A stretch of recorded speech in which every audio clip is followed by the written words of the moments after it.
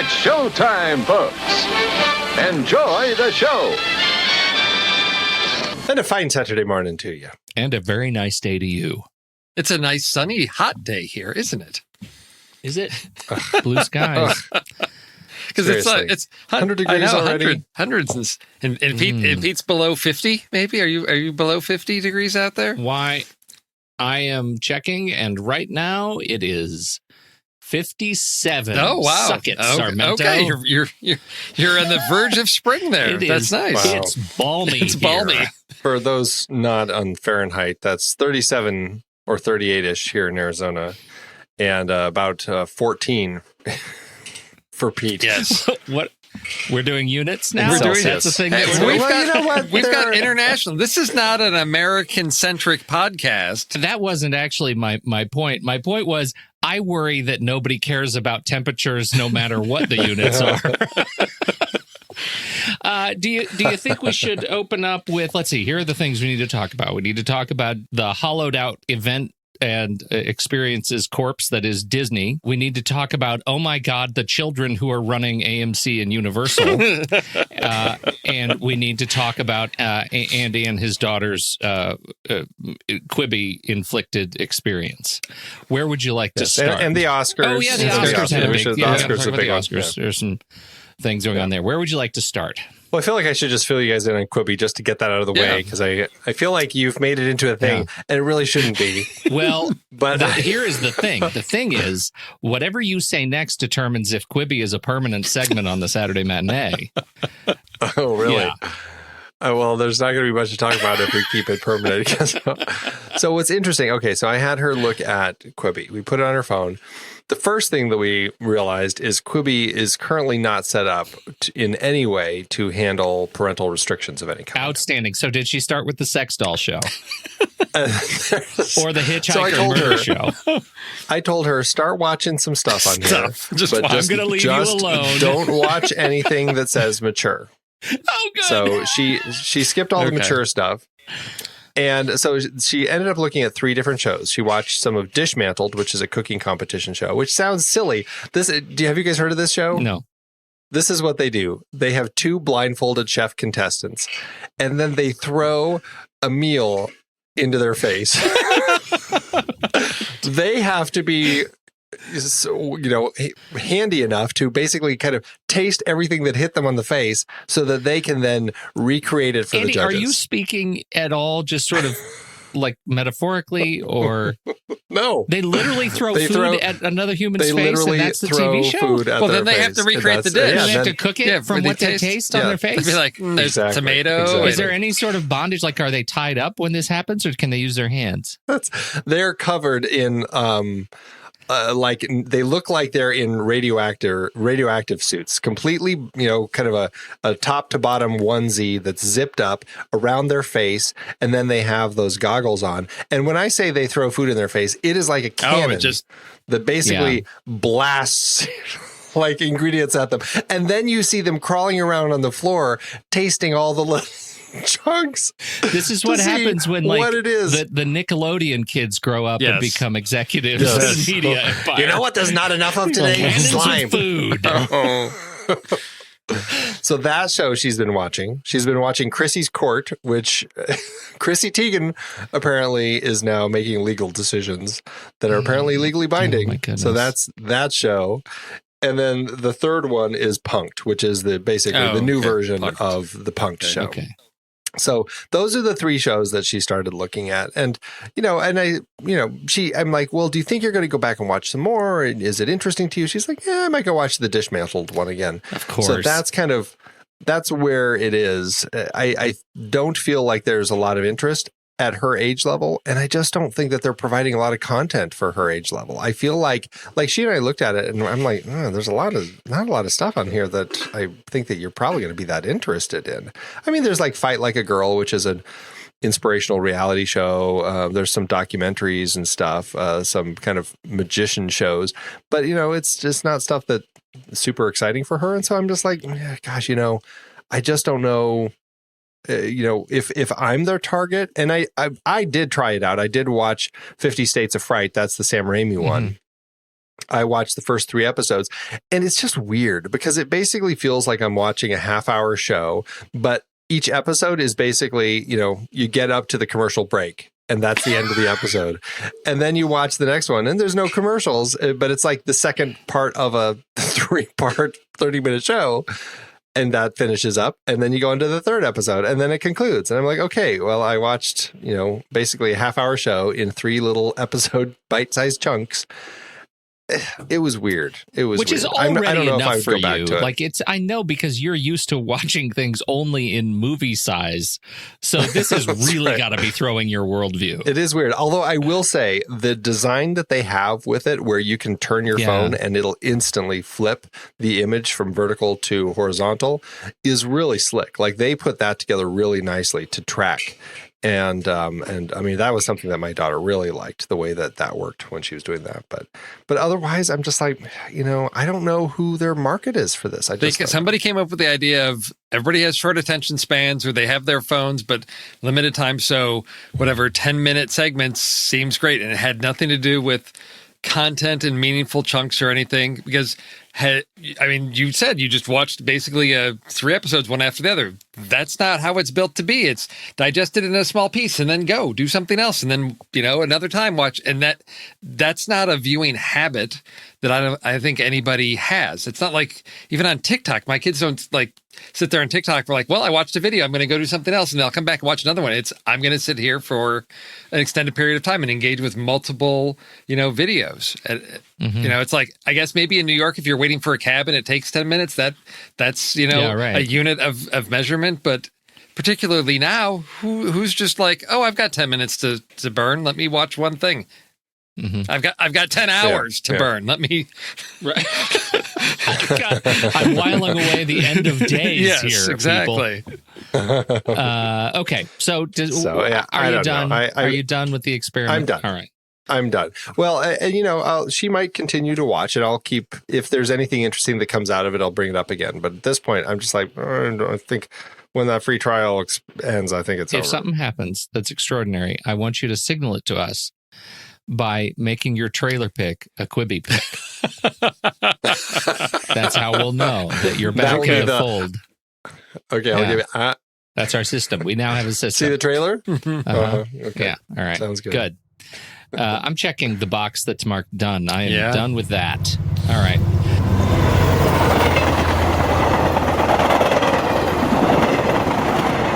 Okay, let's go to the Oscars. There's things that are temporary. There's things that are permanent. There's things that they think are temporary that are going to be permanent. Because my first reaction was, yeah. Remember last year when they were going to add whatever the People's Choice or whatever most popular film category or whatever, and then 2 weeks later, the popular. They were like, forget that. Yeah. That's done. I don't see any of these being those types of things that are going to be retracted quickly. I think that the move away from DVD screeners is a really smart idea, because that's like an outdated model. That made sense to me. I'm curious to see how they handle security on that. Is that going to get rid of the pirating as well, or is it still going to be just as rampant as DVD screeners running amok, being shared, copied, burned, whatever?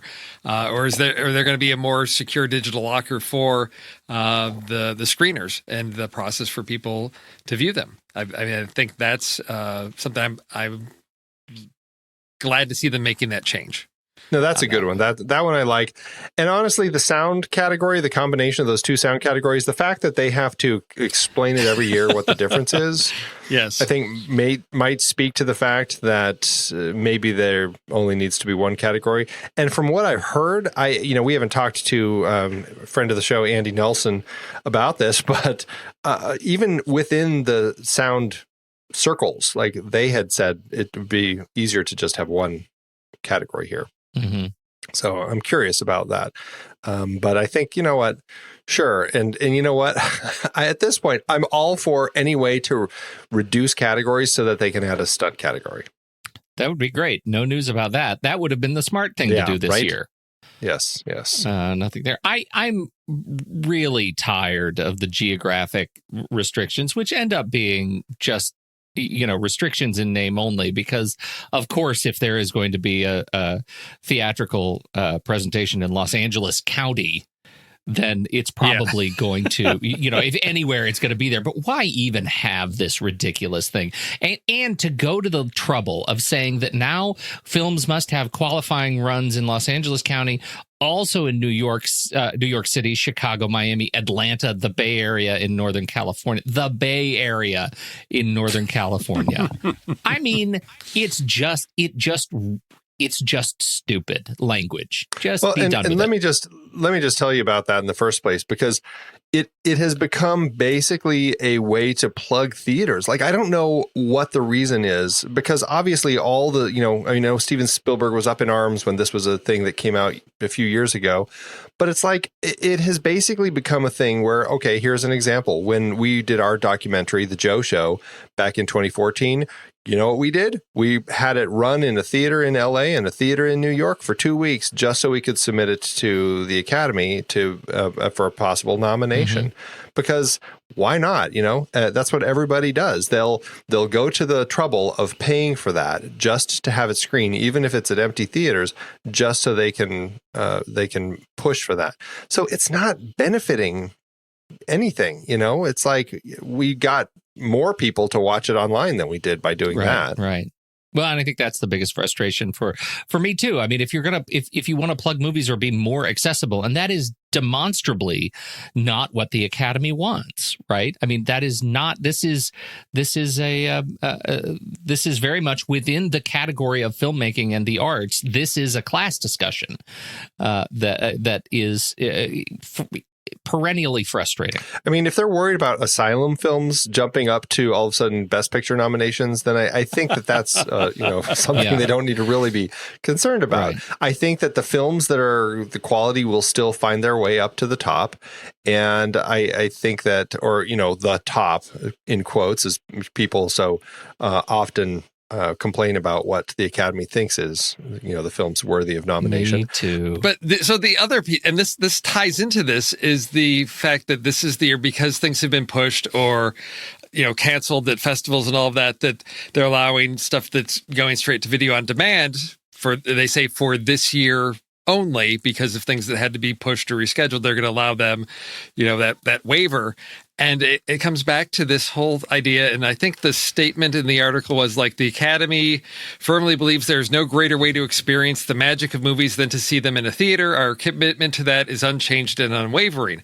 I'm like, yeah, I agree. And in Discord, there was a discussion about like, what's one of your like great movie going experiences in the theater? And there is something to be said for that. But there's a lot of movies that I come to love that I never had an opportunity to see on the big screen. And to me, I don't know what that filter does, what function that really serves, because there's plenty of small films that, it's created another hurdle or barrier. And if people have the ability to see it, and the distribution model makes it easier, as we're see with like Trolls, to just go straight there and still hit a broad audience, then why do we have this archaic mode of you have to go sit in this building to see this movie? That's, and because it does that, it's now a valid film that's worthy of recognition versus something that goes straight to video. Well, I will say the one thing that I find that I will always appreciate about going to a movie in the theater is focus. And that is not the fact that they have it focused. Because usually when I watch it at home, it's pretty focused too. But it's the fact that you are there and you are 100% focusing on one thing. At home, it's very easy. And I tell my kids this all the time. Pick a screen. Yeah. Pick one. You don't have two screens going at the same time. Use one or the other. Don't have two. It is just, and it's really frustrating because it's become part of the world today. It's just, very easy to kind of, have two things going. And, I catch myself doing that at home quite frequently. I'll be checking my phone while I'm watching something. And I'm like, I lose that ability to kind of keep a single focus. And that is something that I do really love about theater experiences. But I don't know if that's as important to as many people in the world. Well, I think it's also, the problem is it's subjective, right? I mean, that is a deeply personal thing. And, I know a lot of people sitting in just judging by my own theater experiences here, a lot of people would really like to have their phones out on their iPads out on their laps while they're sitting in the movie theater. That's very true. Deeply subjective. I think that's the real challenge I have with this whole discussion is that it's not like if you take a look at the objective reasons that this discussion is still happening, and they try to have different reasons to talk about how important the theater experience is, the real reason is just money, because we have infrastructure and we have money that has been burned to support it, and moneyed interests are so deeply difficult to change. And I think that is to my eye the fundamental reason we're having discussions like this about the Oscars, and of course about AMC and Trolls. Right. Well, so to get to that, it being about money, this is what I found interesting about Trolls is in the article that Andy shared about, Trolls hitting nearly 100 million in its first 3 weeks.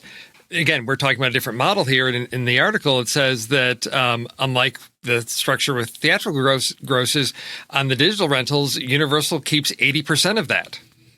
Yeah. So, it makes sense that they're getting it straight, direct to the audience, more profit coming straight to them because, again, you don't have that middleman, you don't have all that. And, this is a movie that does it benefit from a theatrical experience? I think there is still something about seeing a kids movie with a bunch of people having a good time together, singing along, whatever, that is valuable. But to me, it doesn't make that a more legitimate movie because you are able to experience it that way versus this way. So Trolls, why not best animated feature, whether it was in a theater or not, doesn't change the quality of the movie. And to me, that's what the Oscars are about, is recognizing quality, not validation through a distribution model. And I feel like finally, hopefully the system's breaking, and I'm hoping that there's enough push that it's like, no, anything that's out there, and perhaps that's the fear of, if everything goes out there through all these different formats, how do we track? How do we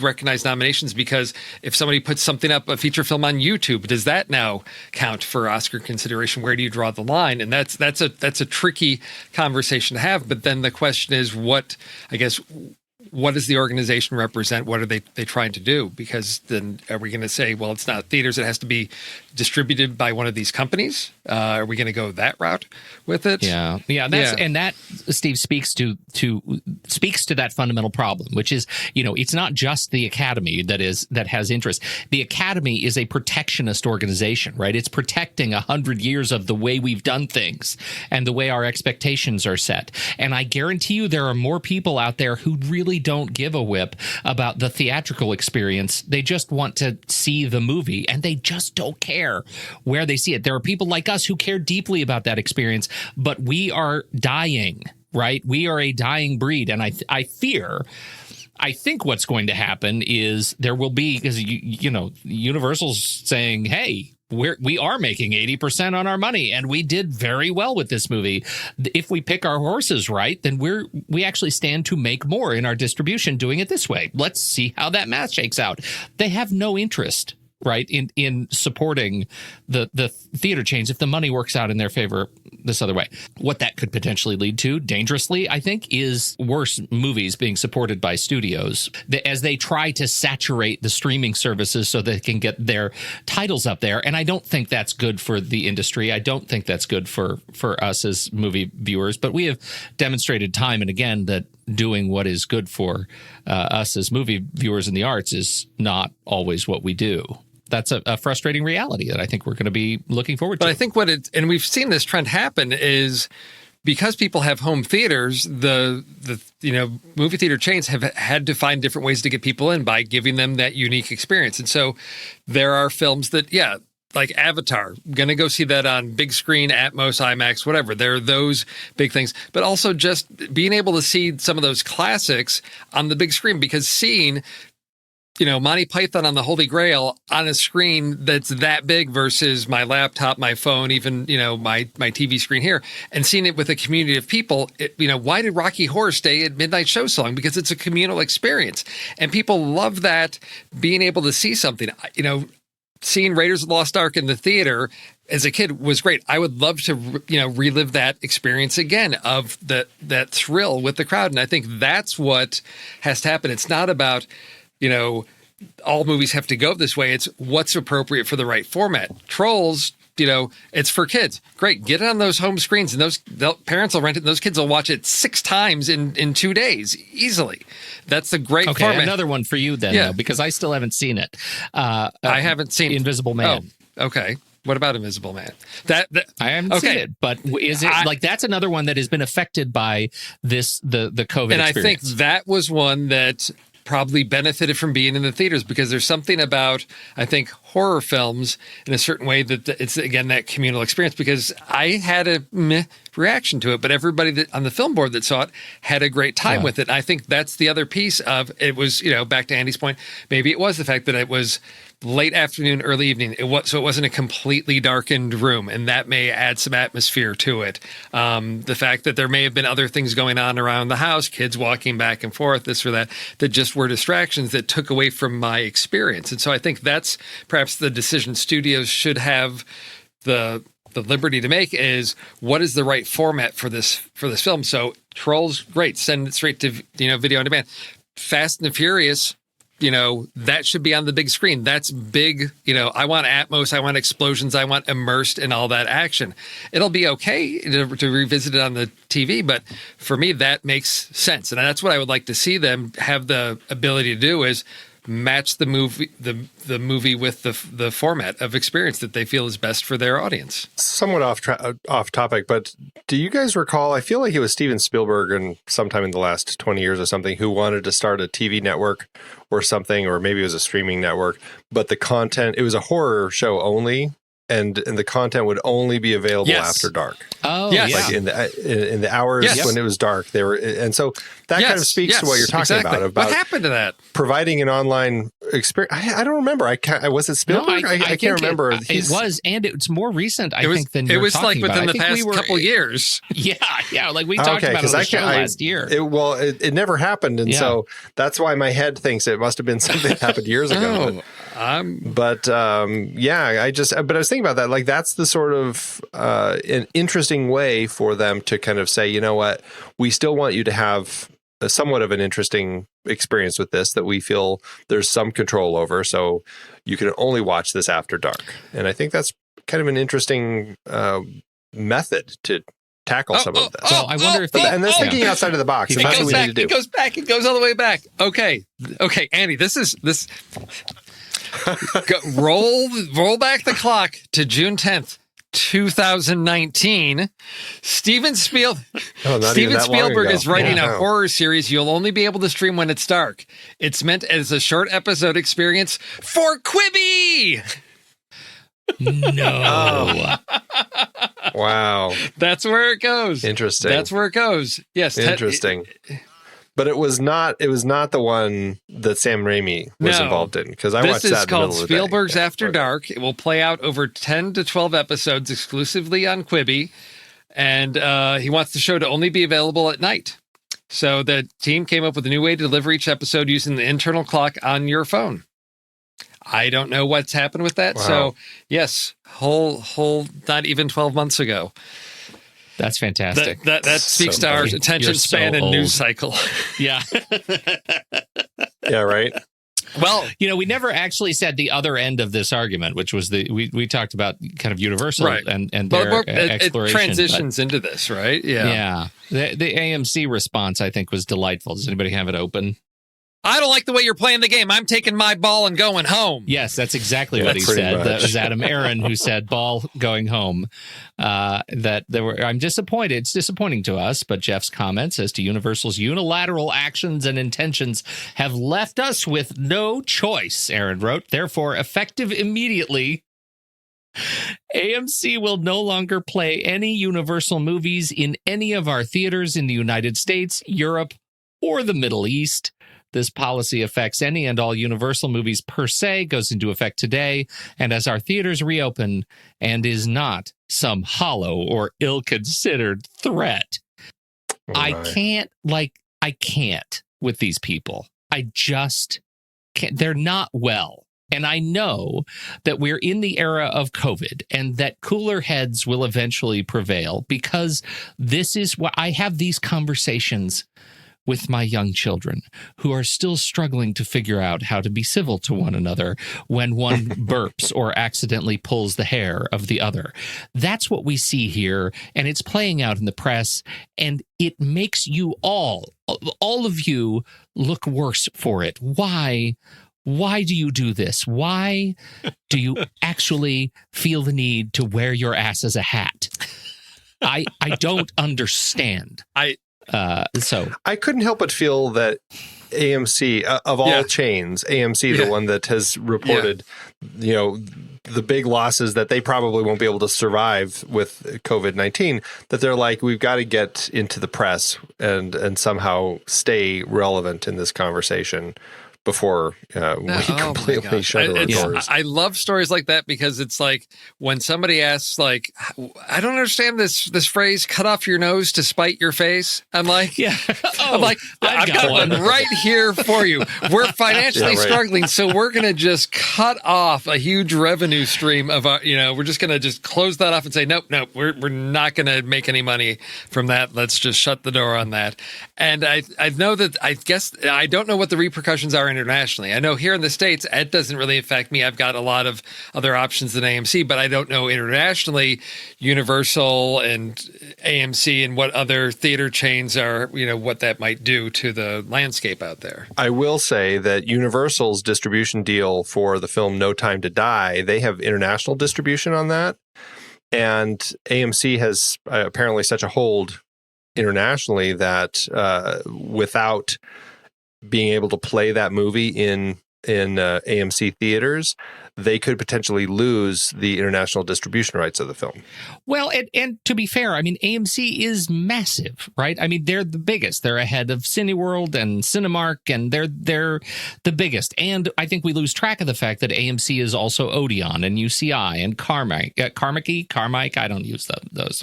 So there are 2,200 screens in 244 theaters in Europe and over 8,200 screens in 661 theaters in the United States, just so we have a sense of scale. And that still, I feel like, is no excuse for them to speak like children to one another in the press. It's a shameful way to conduct business. I know it's a reality. It just makes them look dumb. Yeah, I'm really curious to see what the repercussions are going to be. Maybe everyone will be friends again by the time COVID-19 is not as big a thing as it is right now, and everybody's going back. Maybe everyone will be playing nice again, and they'll have figured out a system that works. But as it stands right now, they just all sound like idiots. There is some sweet Chinese monopoly money, and I don't mean fake money. I mean real monopoly money that is eager to slice up AMC for parts and take a dominating interest in distribution, a global distribution. And they already have been part owned by a Chinese conglomerate. So I feel like this is that this is the telltale heart playing out right here with AMC and their leadership. So we'll see what happens, but it is a curiosity. Let's do trailers. I was thrilled to find a film that had a trailer that was bearable, that actually related to our topic for our list and just sort of brought it all together with a film that is probably out there somewhere now. As listeners are listening to this, The Flood, release date of May 1st. This is one of these stories with an important message about immigration. It's a story of a hardened immigration officer who decides the fate of a dangerous asylum seeker. And as we see in the trailer, the reason he's seeking asylum, he's fleeing his country because he's committed treason. And if he goes back, they're going to kill him. So it's a question about what type of justice does this man deserve? This is The Flood from director Anthony Woodley, who I had not heard of, but has done a couple other shorts. And apparently he likes to spend time up in the sky because he is assistant aerial coordinator, aviation coordinator on Black Widow, assistant aerial coordinator on the Hulu series Catch 22. So apparently he's up in the air all the time, but this time he's down on the ground with The Flood of something. I don't know what the flood is. If it's a flood of immigrants, it's a flood of water. If it's a metaphorical flood, a literal flood, I don't know. I will have to wait to watch this to find out. What? Maybe it's a typo and it's supposed to be the food. And they're just all really... They're waiting for meals to arrive. It's sitting at a whopping 5.1 on IMDb with 565 reviews. So that does not bode well for this. But it may be just a movie that wears its message openly on its sleeve, and it's something that people just don't want right now. They want something that's just going to entertain, maybe not something that's going to challenge them to think. I don't know. Or maybe it just doesn't execute well on the concept. How'd you guys feel about this one? But Steve, Lena Headey and Ian Glenn. Yeah. It's a Game of Thrones reunion movie. Yes. Yeah. I felt give this I felt about 5.1. Yeah. Roughly 5.1 after watching the trailer. I'm just not sure that what it was that was going to hook me. And honestly, given the list this week, I was disappointed that there was no flood. I really do enjoy stories about immigrants and immigration. I find that it's a really, it's a concept in a storytelling that allows for just a lot of emotion, a lot of difficulty and everything. And I think that it's one of those stories that I think could potentially have something great in it. I think that some of those points about the, where it sits right now, I'm just like, I'm not quite as excited anymore about this, but which is a shame because I feel like it's something that I want to watch and want to be good. So I'm at least curious about it. I mean, this is one of these things where this is a film that I assume it would not, even if it wasn't now 2020 with this whole, thing going on, if this was last year, this is one I wouldn't anticipate getting a big theatrical release, something that's going to end up, direct to video, and that, you're going to stumble across on a streaming service someplace and go, oh, I recognize these faces. I wonder how this is. And, sort of give it a shot. That's, what I'm expecting out of this. I thought I put this joke to bed. And I was adamant about it, but I am holding a candle for a Woody Allen film. Also, it's another. Why are you looking at me like that? I'm not looking. I'm hiding my eyes in shame. Why are you hiding? No, because I know it's a controversial. No. Well, the funny thing was, I'm watching this, and about 30 seconds in, I'm like, this really feels like a Woody Allen movie. Is this a Woody Allen movie? This has got to be a Woody Allen. Is he making movies still? Is anybody allowing him to make movie? Who's letting him around these young children? Yeah. Who's letting him around these young children? Right. This is not a good idea. Why is his cast all under the age of 30? What is going on? This is not safe, kids. Not safe to be around him. Run. I know. I get it. I get the baggage that comes with this. I had a very similar kind of experience about 30 seconds into the movie. I did not know what I was watching. I just clicked play. It's trailer 2020, whatever. And about 30 seconds into it, I said, oh, I'm totally picking this trailer. And I got to the end. I was like, oh, screw it. It's Woody Allen. Yes. I've been especially again. Considering that this was several years old and Amazon had to stop its release because of the whole Me Too movement with Allen. Well, and it's interesting to see these characters and these actors, Timothy Chalamet and Elle Fanning and Liev Schreiber. And I think it has a great cast. Selena Gomez is in it. It looks like she gets a little bit of a headline grab and maybe not that huge of a part. We'll see. But I like, Jude Law is in it. I mean, Woody Allen has a way of bringing together interesting casts. And so I feel like it's sounds like smart writing. I was a fan of Cafe Society. I was a fan and the Moonlight, what was that? Midnight in Paris. I really enjoyed. And so I know I'm the one who likes Woody Allen, late Woody Allen movies. I'll take it. This one, I think, has some nice flair to it, and it has an interesting set of dialogue. The whole idea of this couple going into New York and splitting, and the adventures that they each go through with regard to Hollywood and movies and TV shows and whatever they're making. Note, I said Hollywood. I don't mean Hollywood filmmaking. I think it looks like an interesting romp in the city. So watching this trailer made me realize I don't need Woody Allen movies anymore because I've got Wes Anderson movies for my really smart writing, clever stuff that's fun, that's light, that's quirky, that's a little neurotic, but it plays so much better. And I was watching this and I thought, yeah, this feels like Woody Allen. I prefer Wes Anderson to that. And I think that I don't want to say that you have to choose one or the other, but for what I would derive out of what the joy I got out of a Woody Allen film, I don't get from him anymore because I've replaced him. Yeah, you've replaced him. Not to mention Noah Baumbach is another. I didn't think you liked Noah option. Baumbach movies, Andy. I like a number of them, but I also am not. I don't dislike them. I'm just like, okay. Yeah. Well, I'll say I agree with all of those points. I just haven't given up yet on what I get out of Woody Allen movies. It is still easier for me to just not be aware of the Woody Allenness of it. Yeah. And I really enjoy the, Elle Fanning and Timothée Chalamet. I think they look like a really interesting on-screen couple together. And I'm very curious about how they take this awkwardness and turn it into a fun little story. So it is a 6.6 on the IMDb scale. So somebody likes it, and that's 19,000 people who are responding. It has been all over the festival circuit. And so we'll see. It does not have, as far as I can see, a U.S. release date. It does have a UK internet release date of coming up. So I don't know when we're actually going to get to see it easily. A lot of the actors in it donated their salaries to different organizations like Ring. Yeah. Good for them. See, that allows me to feel better about watching it. I donated my attention too. To my attention.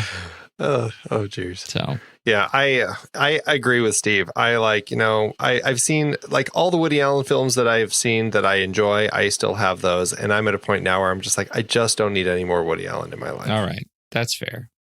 You guys took like the 2 trailers that were anything decent to watch. I watched. Also, Andy, had you tuned in to our rundown for about this 5-minute window, you would have seen that I'd picked your trailer. Oh, really? So I get 2 wins. Well, and you probably should have, because to be honest with you, like I have never, my trailer is the Unbreakable Kimmy Schmidt, Kimmy versus the Reverend Netflix movie, which is, I guess, a follow-up to the 4 seasons that they did for Unbreakable Kimmy Schmidt. It is a show I've never seen. I had to read a synopsis of what the show was to go, what's going on with this? I don't know really what's going on with this trailer. I have no idea. Because you know me, I'm not really that interested in TV, especially sitcoms. I just really don't care for them too much anymore. And so, but I will say I like the tone of this, but the reason that I really picked it is because we're going back to kind of the Bandersnatch model where, you get to have your remote control in your hand ready for interactive storytelling. And when options pop up, like, are you going to make out right now? Or are you going to plan that wedding? You get to pick what the characters are going to do.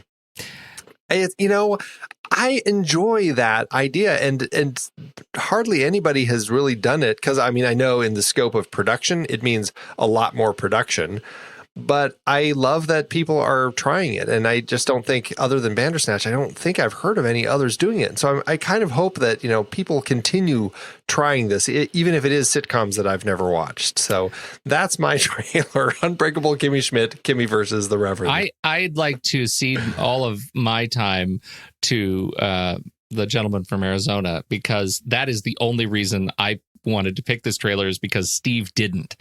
I know he is a bigger fan even of Kimmy Schmidt than I am, and I was very surprised he didn't do this. I didn't see that, actually, or I scrolled past it and didn't make a connect. I don't know, or maybe I was thinking, I had heard about it, but I didn't know it was a interactive movie. I thought they were doing, like everybody's doing that, like Thursday night is the Parks and Rec, episode that they're, so I thought maybe it was we're going to do one more episode type of thing. I didn't know it was an actual movie. So I'm thrilled. I love this. This is the perfect comedy with this whole like branching pick choices. So many great comic moments and opportunities that are to do something with this. And I love the fact that we're going back to, bringing back the Reverend and all of this stuff. Just yeah, it makes my heart happy to come back to this land again and have fun with it. And I had to pull up my calculator to find out exactly what was it. It was like the Uber's going to be here in 4,000. 4,000. Yes, exactly. How long? It's about 67 hours. So, maybe they wouldn't decompose. They probably wouldn't on the decompose, road, but that was still, yes, very Tina Fey humor.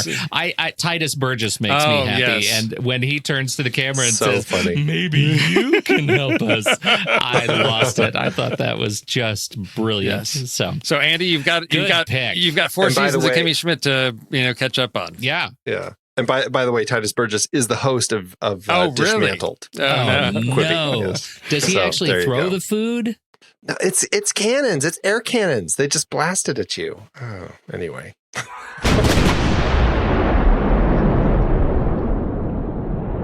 We're going to do some re-ranking. Re-ranking. It'll be lightning round. Re-ranking lightning round. Ooh, lightning round. First up, Bull Durham or Marty? Bull Durham. Okay. Held steady at $3.99.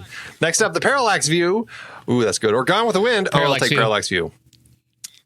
Steve, I haven't seen you haven't Parallax seen Parallax View View yet? Oh, for crying out loud. All right. Steve's a horrible Yeah, Go person. see it Next. right now. This is a Parallax View held steady at $3.62. Next up, Children of the Corn, 1984, or Room. Room, please. Give me Room. Room held steady at spot Andy's slowing down. 32. 32. Got to skip the next one because we haven't talked about it on the show yet. Next up, LA Confidential or Double Indemnity. Oh, Wait. wow. Oh, Wait, dear. LA Confidential or what? Double Indemnity. Double Oh, Indemnity. okay, because Jeez. LA no, Confidential. Double Indemnity. Double Indemnity. All right, you can have it. I don't. You can have it. I don't lost. care. Loser. Double Indemnity held steady, spot All right. 81. Next up, Star Trek The Motion Picture or The Red Shoes. Red Shoes. I'll say Red Red Shoes. Shoes. Oh, wow. Jumped from 247 to 77. Wow. Star Trek The Motion Picture. What were you doing up there? You had lots of love for Star Trek at that time. You know, it still is a good movie. It's just slow. Yeah. Joe versus the Volcano or Joe A versus Star is Born, Volcano. 1954 Judy Garland version. Joe versus Thank you. Volcano. Yes. Absolutely. I'm just dragging it out. Joe versus Volcano. Hell Steady is about 232. What is he doing? It's about know. What did you 232. What? Yeah, what did you Andy? two do? I Andy, don't know what we've done, Pete. are you Don't look serious? at me. I'm not arguing that Yes. with you. We got I blamed you for all of these infractions. All right. next up, Fat City or Ministry of Fear from Fritz Lang series. I will say I will Fat say City. Fat City. I have Steve, seen you have both to see of those. both of these, don't you? Fat City held steady in 249. Last one, Das Boot or Dead Das Ringers. Boot. Das Boot. All right. That was a jump, 162 to 124. Not a huge jump. Nice. All right, that was the speed Speediest ranking. of speed rounds.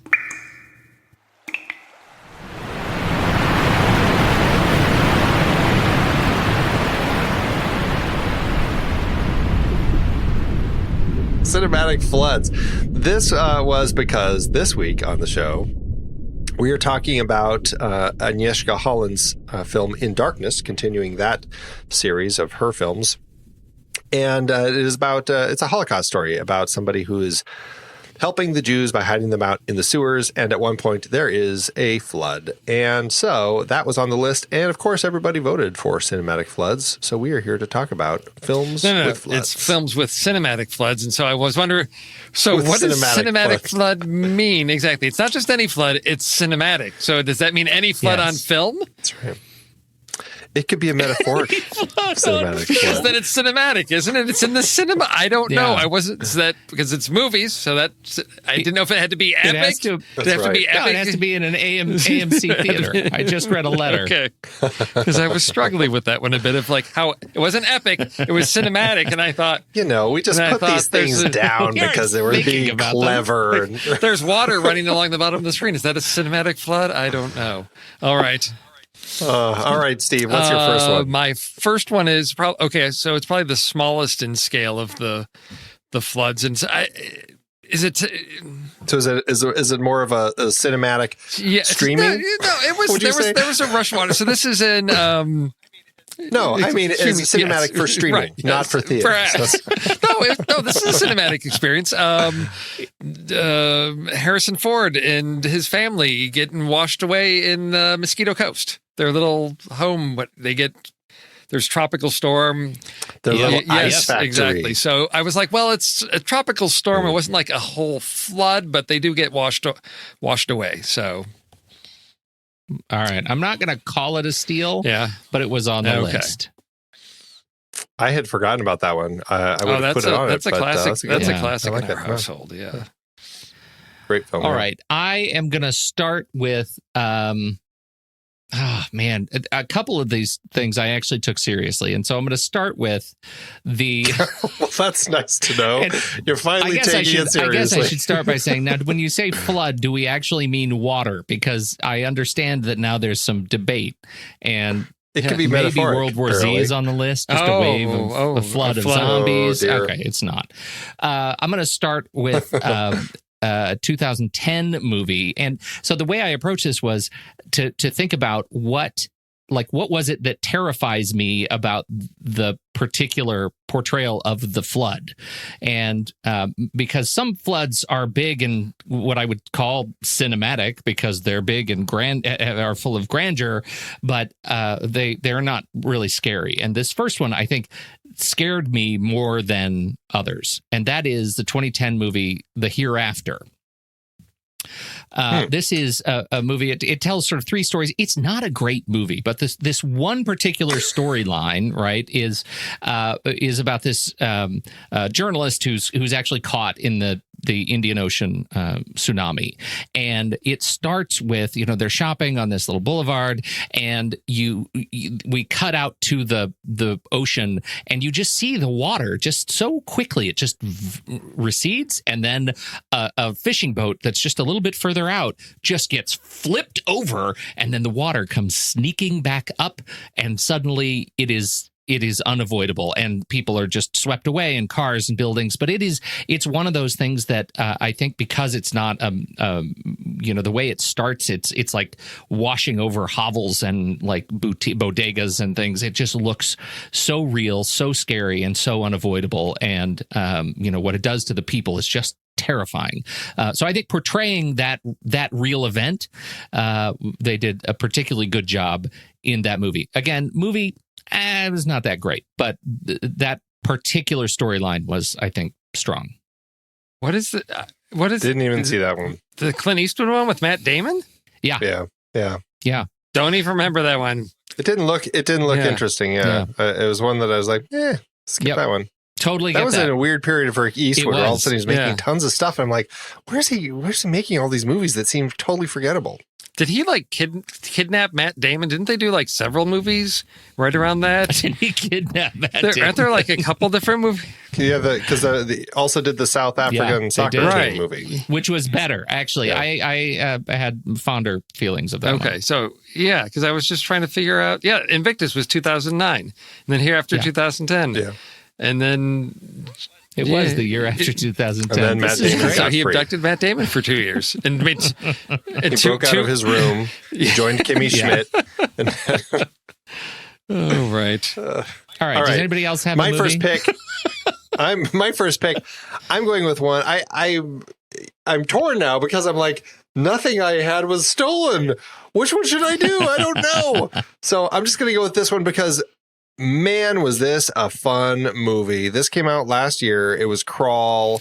Alexander I had a feeling film you were going to pick that. Yeah. Just all of the crocodiles and Kaya Scodelario and Barry Pepper as the father and daughter trapped in their house being hunted by alligators, during this hurricane that hits. There is just so much fun stuff happening in this movie. It is just an awesome romp. It is kind of today's Jaws in a weird way, because at least for like my kids, my daughter, this is the thing that she and her friends are all seeing to get scared and stuff. So I was like, I loved it. I had a great time. Crawl. Nice. I haven't seen it. And it really bugs me because I think it was a trailer pick. We talked about it. It was exciting. And I still just never got around to it. It's worth it. All right. Great time. Noted. I don't know which one of these to do because they're similar. They're both okay movies. I'll go with Noah. All right, I'm going to go with Noah with Russell Crowe and epic biblical floods. Pretty much know how that one's Yeah, gonna end, exactly. huh? Am I right? But did you know there would be rock giants? Did I? It's one that I See. I think I saw it. This one, it came out in theaters when I had my appendix out. And so I think I may have seen it, or maybe I saw it shortly after getting my appendix out, because I have hazy recollections of this movie. I remember it being really odd. And I know it's Darren Aronofsky that I have issues with. So it's one that I put on this list and thought that may be a reminder to revisit this movie and give it another chance. I don't know. I will see. Yeah, I really enjoy it because it's so peculiar. It's like such a strange take. I'm like, I'm all in. Like that. It is a really interesting version of that story, and I have a great time watching it. I say good pick. It wasn't to steal, but I had it as a backup. My second film is a South Korean movie from 2009, and I pick it because I watched the whole thing. I've been looking for it all afternoon because it used to be available in full on YouTube. Of course, because I watched it there, it immediately got pulled off. But it is the 2009 film Tidal Wave. And it's a tsunami film, and it is billed as, South Korea's first big budget disaster film, right? And as with many firsts in national cinema history, it comes with some pros and cons. The pros are it has the first half of the movie sets up couple after couple after couple after couple, and the last 35 minutes or so rips them apart just gloriously, emotionally, CGI specifically. But there is this comic character who ends up on a suspension bridge that they keep coming back to throughout the movie as he tries to get across this bridge. And the things they throw at this poor chap as he tries to get off, it's worth the price of admission alone. This movie is not great, but it does some things really interesting related to the flood dynamics. And again, that last 35 minutes is, it's pretty exciting. In the spirit of breaking suspense, all I have to tell you is there's another flood, and it is amazing. Just think about all of that you see as you're watching it, and just know, don't worry, there's still another flood. This movie is exuberant in its love of flooding a city. So, all right, for my second pick, I am doing the 2012 film The Impossible, J.A. Bayona's film, another tsunami film. Steal. That was another one for me because it was so terrifying. They just did it. It was such a grounded, horrific example of capturing that real experience. That was pretty spectacular. Yes, they did. Yeah. Let me just ask you, either you boy Smithies? Skilled in the metallurgical arts? I'm the goddamn paterfamilias. Oh, brother, where art thou? Oh, brother, it's the Great Flood. The Great Flood. Cow on a roof. There we go. Need you say more? And it's a movie we've talked about, so you've done yourself right. Done myself right. There we are. Yeah. My final movie is the one that I do take, in fact, the least seriously, and I can't. I mean, there's so much dumb about this movie that it's hard to even talk about. But there is something. Speaking of the theater experience, I saw this in the theater, and the theater experience of this movie is one that was actually worth paying for because it was a spectacle. It is not a great movie, but when you see the giant tsunami come over the Himalayas to take down the monks and their bell on the mountaintop in 2012, then you'll know that the world is really falling apart. And that's what they're trying to tell you in 2012. It's not a good movie. Roland Emmerich made a massive disaster movie, and he put Thandie Newton and John Cusack through it, and they were clearly never the same. Chewie survived. Chiwetel Ejiofor survived. Thank goodness. to do better films. But I found this is one of those effects movies that I actually really delighted in, and that it's a legitimately good ship roll. When they roll that ship over that poor sailor, not good. Can I say I'm glad I haven't seen that one? I don't know. I always confuse that one with The Day After Tomorrow. I don't know. That was almost on my list. That's another one where I'm just like, it was just disaster movie with people in it that just, it's forgettable. Well, and that's the thing. Was there a flood in The Day After Tomorrow too? Was there a flood and then it froze? Yeah, there is. Like and there's a woman in the bikini running down the street away from the thing as it came down. And that same thing was done almost shot for shot in Geostorm, which is a movie that made me so mad. I ranted about it for weeks because it was so bad. I was insulted by Geostorm. So this is the top of that class. 2012 is the best. Is a movie that is the best of the biggest, most money, only for effects, no story. And so I call this one out as special for that reason. It is implausible, improbable, ridiculous, and still fun. Put on Pink Floyd's The Wall. Well, I can't believe that I made it through this whole thing without having anything stolen. And I'm glad I got a still in that. Can't believe to it. top that off. So for my final pick, I'm going with the Norwegian film The Wave from 2015, which I found to be just a really well done, very kind of realistic depiction of what would it be like if in one of these fjords, if there was this huge kind of landslide off the mountain and it created this giant tidal wave and flooded the city. It worked incredibly effectively. These characters were really interesting. Definitely a film worth checking out. It is directed by Roar Uthaug. It is the 2015 film The Wave. What a great set of lists of movies. Indeed. Yeah. I like every You guys have one any of these. backups? Let me find it. I had Prince of Egypt, The Rains Came, and The River, and then if I really had to, Hard Rain. I can't believe I didn't think of Prince of Egypt because I would have absolutely put that one on there. I like that movie. Technically, it's not a flood. It's close enough. But yeah, and so my debate for number is if you're in it, right? Yes. If you're walking through a path at the bottom of the ocean, it's a flood. Yes, it is. So my alternate for two that I couldn't debate, I was debating on was the other Noah story, Evan Almighty, with Steve Carell. Oh, I never saw that which one. had a big That's flood good at the one. end. Yes. Yep. So that was funny. No, all of mine, I felt pretty confident, so I only came with one backup, and so I had to.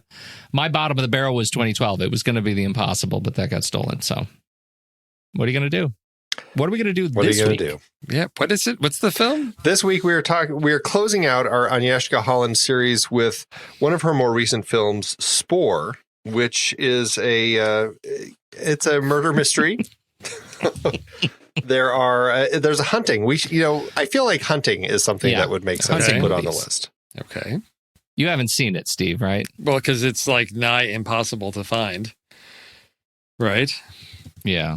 I got to go break into the library, steal a copy. You can probably find ways. Okay, so there's hunting. There is astrology. There's kind of that whole mystical side of things. What about armchair? Is she really an armchair detective? What would you call her? Well, she's not an actual she's detective. not a so detective. Could you say? But would you call her an armchair detective? Like, what would be the term for her? yeah, okay. Okay, armchair detective. Yeah, I could go along with that. Okay.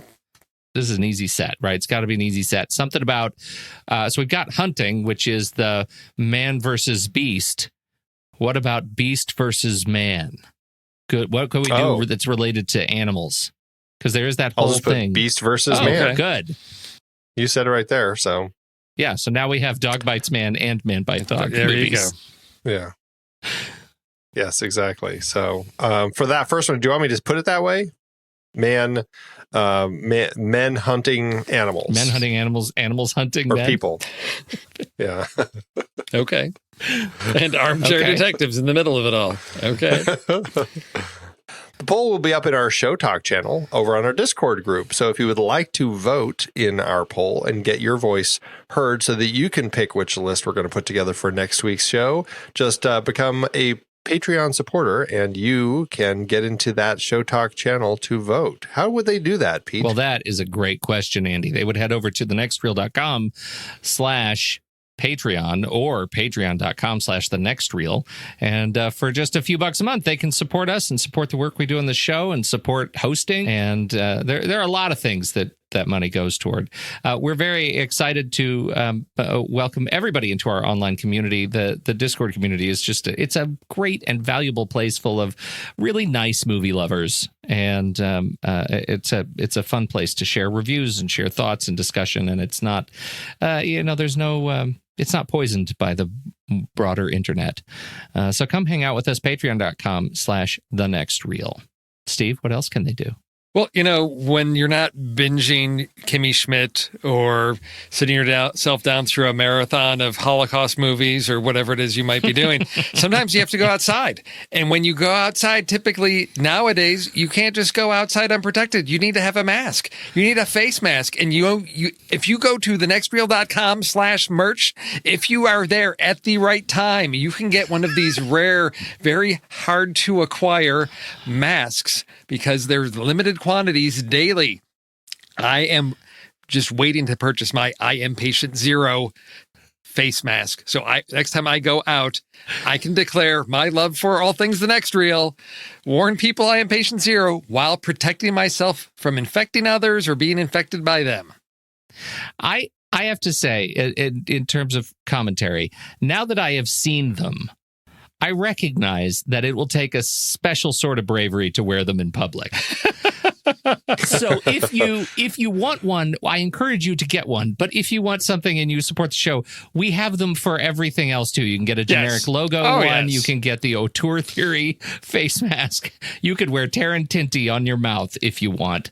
And of course, OK Cinema is a perfect way to show that you are a special breed of movie nerd, or even the Marvel Movie Minute. You've got you've got that whole thing with. I'm telling you, if you looked at Kyle and Rob and the Ultimate Fear icon on your face, it is awesome. Yes, these are two guys you want to wear on your snout.